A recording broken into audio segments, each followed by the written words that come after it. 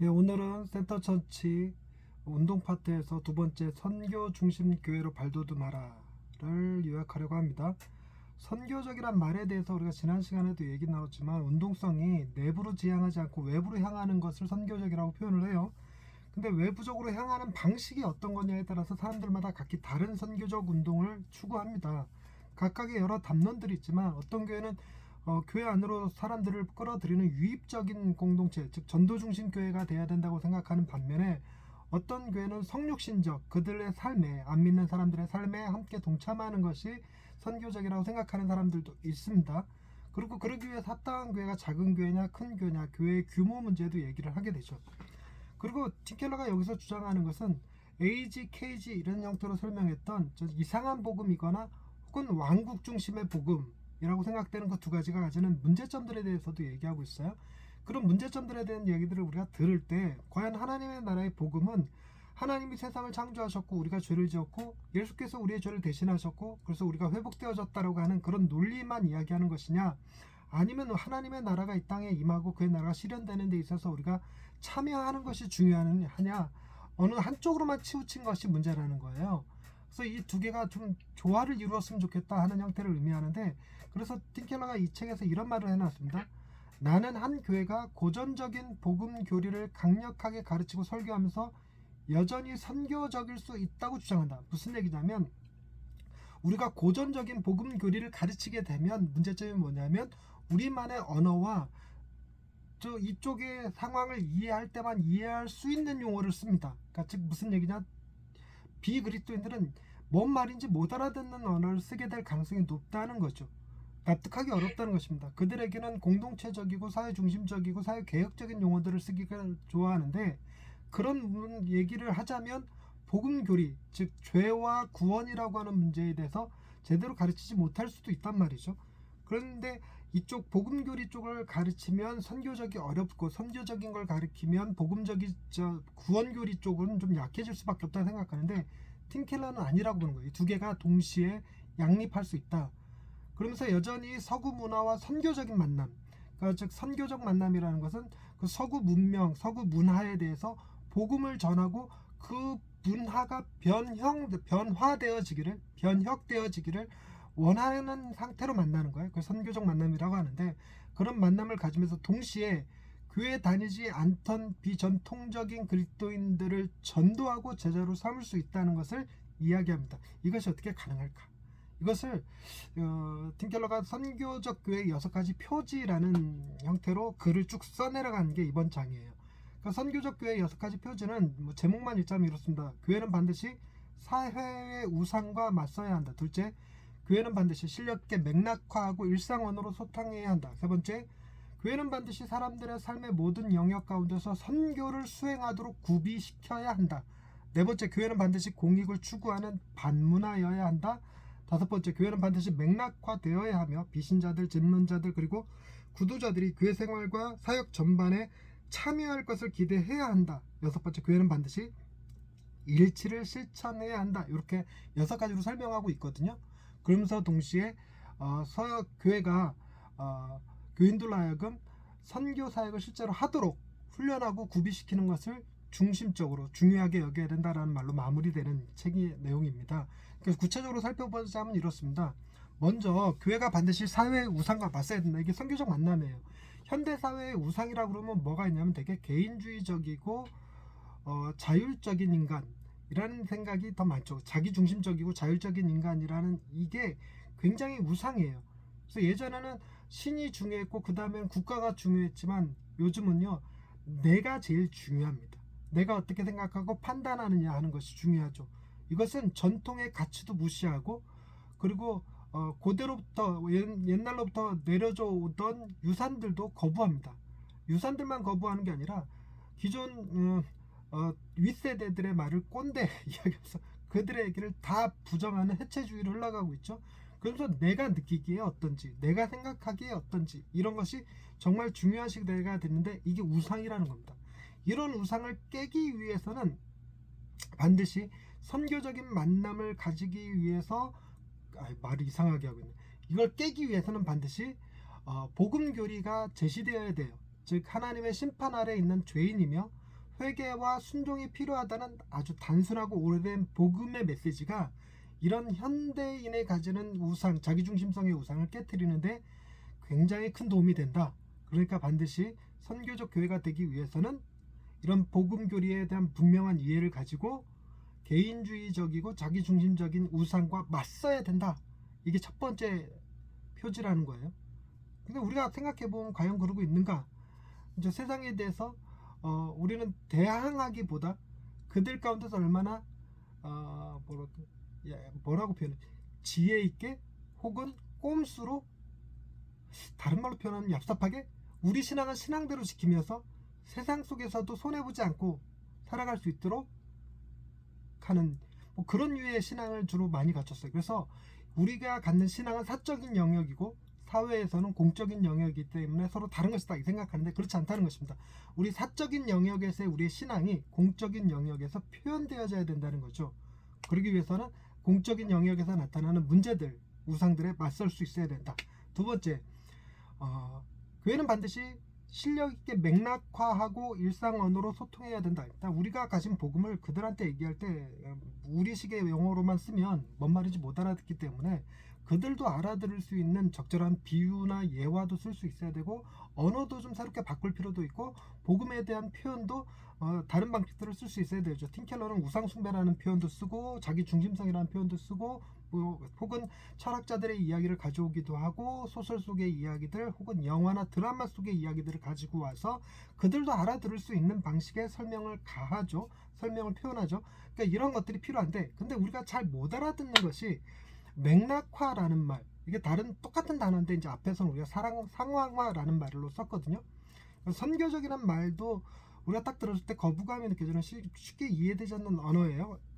좀 표현하기 제가 쉬운 방식으로 외부적으로 힘이 가는 것을 선교적이라고 표현했는데 맥락화라는 얘기를 다른 식으로 얘기하자면 뜬금없이 전도하지 말라라는 얘기예요. 뭐 시도 때도 없이 뭐 때를 얻든지 못 얻든지 복음을 전하라고 그랬다고 아니 갑자기 드라마 얘기하고 있다가 그런데 말이야 예수 믿어야 돼 이러고 있으면 되게 이상하다라는 거예요. 그러니까 맥락화 시켜야 된다는 얘기는 사람들이 우리가 복음을 제시하는 것에 대해서 이야기하는 것에 대해서 갑자기 뜬금없다라는 생각을 갖지 않도록 해야 된다는 것입니다. 그러니까 그렇게 하기 위해서 제일 좋은 방법은 뭐냐면 사람들이 우리에게 질문하는 형태, 질문을 받는 공동체가 돼야 돼요. 그러니까 질문을 받는, 너네 왜 그렇게 살아? 라는 말을 들었을 때 우리가 이렇게 살아가는 이유를 설명하는데 복음 없이 설명하기 어렵죠. 그러니까 이게 그렇게 되면 자연스럽게 복음을 설명해야지만 왜 우리가 남을 위해서 사는지 그리고 왜 우리가 서로 용서하며 살아야 되는지 설명할 수 있는 거니까. 그러니까 그렇게 세상 사람들이 우리에게 질문할 수 있는 공동체가 되게 하는 것, 그것이 맥락화라는 의미예요. 그러니까 뜬금없이 얘기하지 마라. 근데 이 맥락화를 할 수 있으려면 세 번째, 반드시 사람들의 삶의 모든 영역 가운데서 선교를 수행하도록 구비시켜야 됩니다. 즉 선교라는 게 외부적 힘이잖아요. 그러니까 하나님이 우리 교회들을 통해서, 교회라는 건 단순히 모이는 것으로 끝나는 게 아니라 모여서 훈련받고 흩어져야 돼요. 흩어져서 자신들의 삶의 자리에 들어가서 그 가운데서 살아가야 됩니다.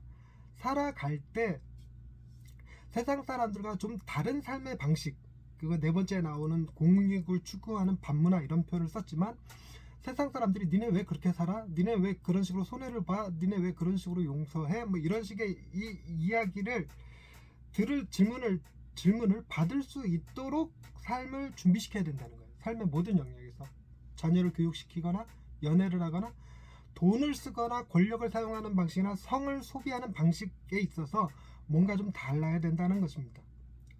그리고 네 번째가 공익을 추구하는 반문화. 그러니까 우리는 우리만의 세계가 아니라 팀켈러는 주장하는 것이 한 교회가 자기의 유익을 위해서 도시를 사용하는 것이 아니라 도시의 유익을 위해서 교회가 깨져야 된다는 거예요. 교회가 흩어져야 되고 분립해야 되고 세워져야 되고 하는 것들을 추구하는 거예요. 그래서 교회 전체가 도시를 섬기기 위해서 만들어져야 되는데 그러기 위해선 공익 추구를 하는 반문화 정신이 필요하다라고 얘기합니다. 그리고 다음에 다섯 번째로 교회가 반드시 맥락화되어야 된다. 비신자들, 질문자들 그리고 구도자들이 교회 생활과 사역 전반에 참여할 것을 기대해야 된다 라는 말을 하면서 팀켈러가 투가성이란 말을 했어요. 투가성. 이게 정말 이해하기 어렵거든요. 투가성. 그러니까 선교적 교회는 반드시 어떤 면에서 투가성이 있어야 된다 이렇게 표현했는데, 투가성이 이렇게 제가 원문으로 찾아보니까 포로우스, P-O-R-O-U-S, 이렇게 포로우스, 정확한 발음인지 모르겠는데 이게 뭐냐 그랬더니 우리 방충망처럼 구멍이 뿡뿡뿡 뚫려 있는 거, 그게 투가성이에요. 그러니까 이 세상에 있는 사람들이 교회에 들어오는데 자신의 생각과 의심과 또는 자신의 습관들이 교회로부터 거부당하거나 튕겨져 나가게 되면 그럼 투가성이 있다고 말 못하는 거예요. 예를 들어서 담배 피는 사람은 교회 못 옵니다 이런 인식이 생긴다거나, 술 취한 상태로 교회 나오면 안 됩니다 뭐 이런 표현, 이런 것들이요 다 이렇게 튕겨내는 거죠. 튕겨내는 거니까 뭐 어떨 경우엔 튕겨내야 되죠. 우리나라에서는 가장 대표적으로 신천지의 출입을 금합니다. 이거는 투가성이 없는 거예요. 이런 거는 어쩔 수 없이 우리가 투가성을 가질 필요가 없겠지만, 극단적으로 설명하느라 투가성이 무슨 말인지 아실 수 있어야 돼요. 그래서 의심자, 교회에 대해서 뭔가 의심하고 질문하는 사람들에 대해서 교회가 환영할 수 있어야 되고, 또 그들을 좀 상냥하게 받아들일 수도 있어야 된다는 겁니다.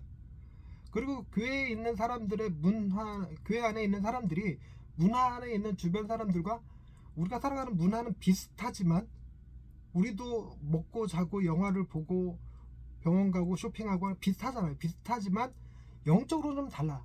목적 지향이 조금 다른 거죠. 그런 것들이 있을 때만 비로소 투가성이 가능하다 이런 표현을 씁니다. 우리랑 전혀 다른 세계에 사는 사람이야 이러면 투가성이 없죠. 그들도 우리랑 똑같은 삶을 사는 사람들이야 라고 생각이 들어야 된다는 것입니다. 근데 여섯 번째로는 교회는 반드시 일치를 추구해야 된다라고 얘기를 해요.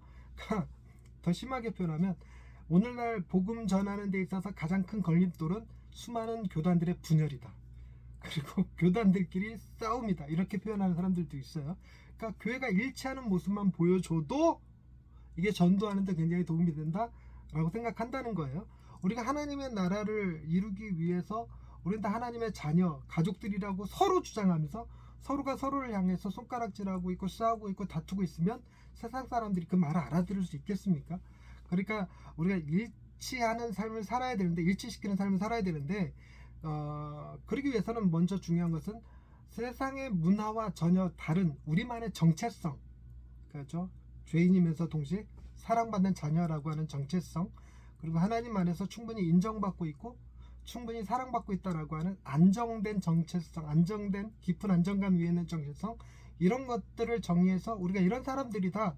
그래서 이런 교회들의 불필요한 분열을 세상 가운데 보여주지 않는 것, 더 나아가서는 교회들의 일치를 보여줄 수 있는 것, 이것이 바로 선교적 교회 표지라고 얘기합니다. 그러니까 좀 정리를 해보자면 그렇습니다. 선교적 교회는 어떤 교회가 되냐? 사회에 있는 수많은 문화적 우상들, 개인주의에 대해서 침묵하지 않는 교회, 맞설 수 있어야 됩니다.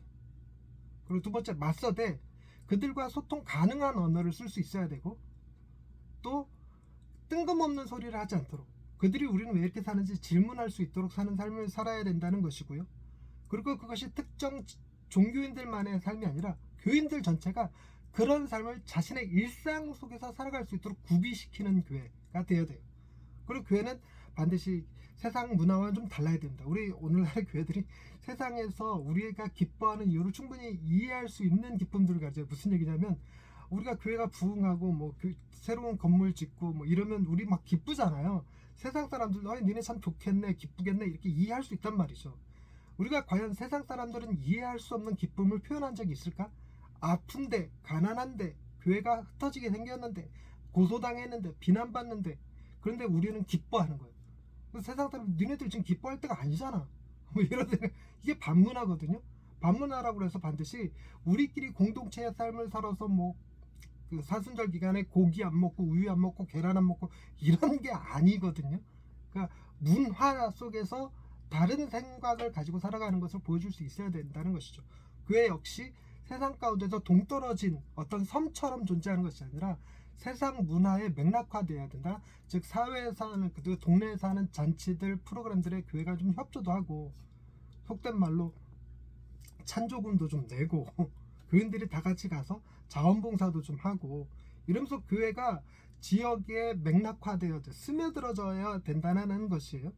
그리고 비신자들과 의심자들 그들을 포용할 수 있는 투과성이 있어야 되는 교회가, 우리 예배를 딱 드리면 이 예배가 뭐 너무 이상한 예배 같이 느껴지지 않도록, 그리고 필요하다면 예배 중간중간에 설명도 좀 곁들이고, 가능하다면 다음에도 나오겠지만 설교 시간에 의심자들이 생각할 법한 의심들에 대해서 한두 가지 정도는, 한 꼭지 정도는 좀 다뤄주는, 나도 이렇게 의심해 본 적 있다.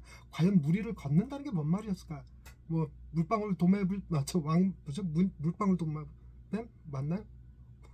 목도리 도마뱀 마냥 오른발 빠지기 전에 왼발 빠지기 전에 오른발 이랬을까? 뭐 이런 말이라도 한마디 하라는 거고, 그리고 설교 시간에 그 지역에서 볼 수 있었던 문화 공연에 대한 한 토막을 갖다가 예화로 쓴다든가, 이 지역에서 일어났던 사건을 예로 들어서 설명한다든가, 그러니까 이 지역에서 전혀 유리되지 않은 이 지역의 삶에 함께하고 있다는 사실을 보여주는 것, 그것이 맥락화입니다. 교회의 맥락화. 그리고 또한 교회들끼리 좀 자주 연합해서 같이 프로그램도 좀 하고 서로 친하게 지내고 있다는 것도 좀 보여줄 수 있었으면 참 좋겠다. 그게 선교적 교회의 표지다 라고 얘기합니다. 자, 여기까지 하겠습니다. 수고하셨습니다.